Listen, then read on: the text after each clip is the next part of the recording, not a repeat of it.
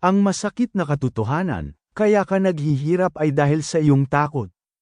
Hindi ito isang pagkakamali o maling basa. Ang dahilan kung bakit tila nakatali ka sa hirap, at kasama rito ang kapakanan ng iyong pamilya, ay dahil sa iyong kaduwagan. Mabigat pakinggan, hindi ba?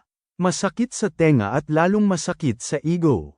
Ngunit bago ka magalit, himayin muna natin kung ano nga ba ang tunay na kahulugan ng pagiging duwag sa konteksto ng iyong buhay. Ano nga ba ang isang duwag?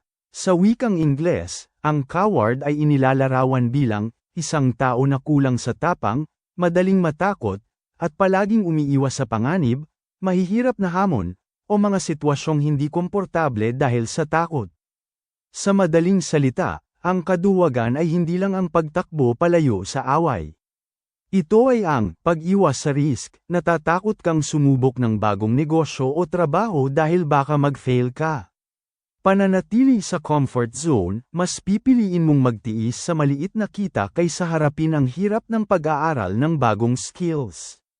Takot sa judgment, masyado kang nakadepende sa sasabihin ng ibang tao kaya hindi mo magawa ang alam mong tama para sa iyong kinabukasan.